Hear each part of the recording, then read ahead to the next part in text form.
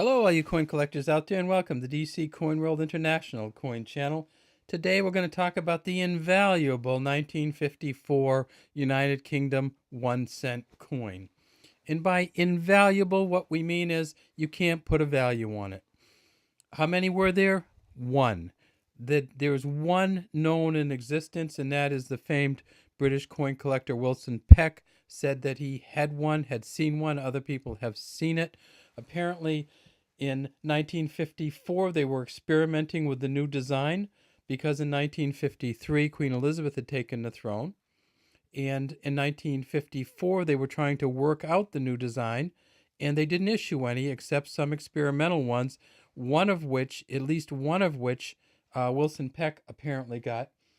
There are also two of these at the British Museum and four as part of the Royal Mint collection. So there are none in existence, in circulation, or in any private collections that we know of, other than there is a report that Wilson Peck had one. That being said, why didn't they make any? Well, in 1953, there were plenty of pennies.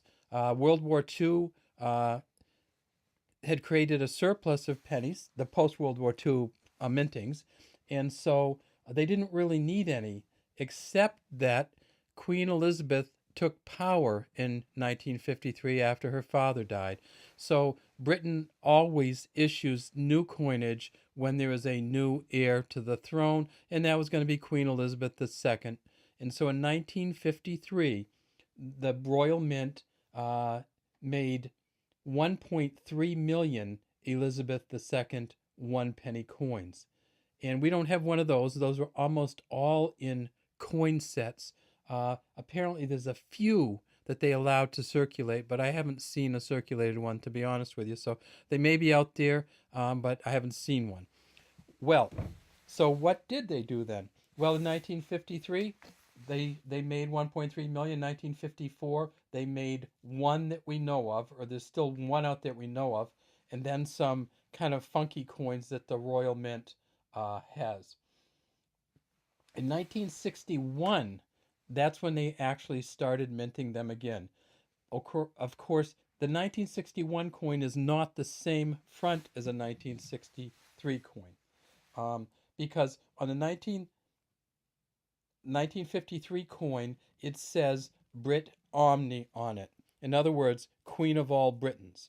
And in 1953, as part of the coronation, they wrote Brit Omn in here, or Queen of all Britons, or Queen of all Britannia. By the time they came out again in 1961, they didn't have that on them. So the 1953 is a one-off also, except we know that they made 3 million of them. So you should be able to get a 1953. It's probably going to be in a set, and it's probably going to be relatively expensive. So what do we have here?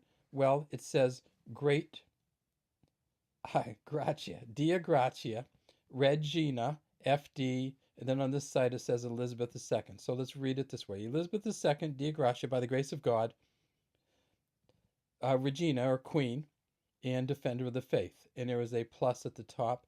And this portrait here is the first portrait of Queen Elizabeth, the Mary Gillick portrait. And if we go down deep, you'll see that it has a beaded rim, and it has dots between the words as you go around. And it's just a beautiful, the Mary Gillick is just a beautiful portrait with the kind of the ribbons flowing out the back. If we look at the back of it, we see this is a 1962.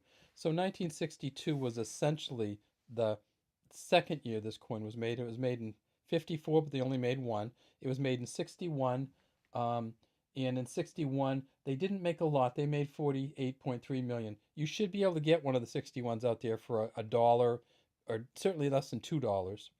And certainly in this condition, you could get one for less than $2, I think. This is the 1962. They made 157.5 million of them. So you should be able to get one of these out there for under $2 American also. So that's the 62. We look at this one. This is the 65. And again, it's the seated Britannia. This just has a great back on it, so let's blow it up.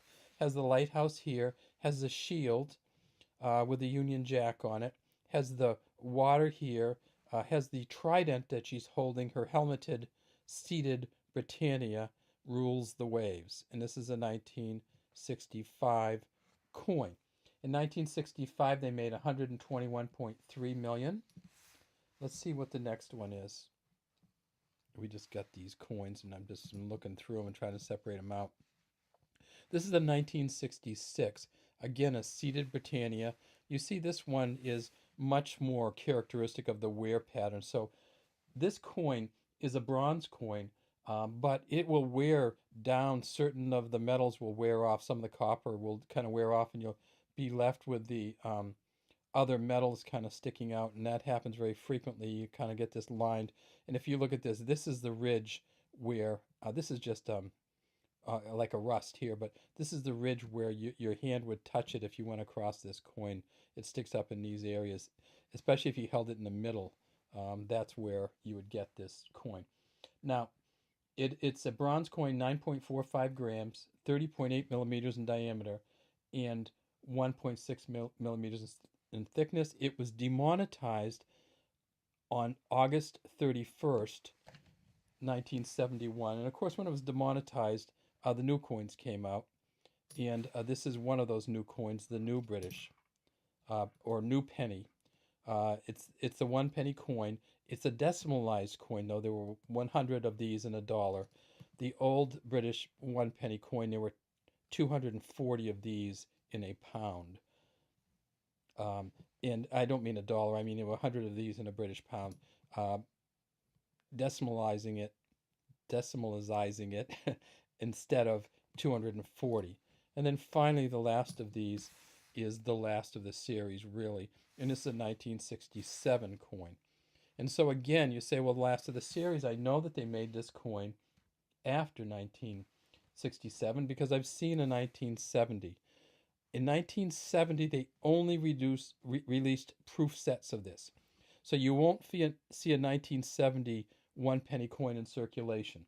So if we kind of pare it down, they really only made them from 1961 until 1967 in circulated versions. In 54, they made one. In 70, they made 750,400 proof sets, but they didn't get these into general circulation. So if you're looking for these, you really only have an 8-year window from 61 to 67, rather than what looks like a 17-year window from 54 to 70. All right. Hopefully you'll find some out there, and these are great coins. And you kind of saw from, if I can get this light again right, you kind of saw from looking at this how much bigger it is than the new British pennies. And it is just huge compared to those pennies. All right, that's all we have today from the DC Coin World International Coin Channel. Good luck with your coin hunting out there, and leave any comments you might have for us in the comments section of this video.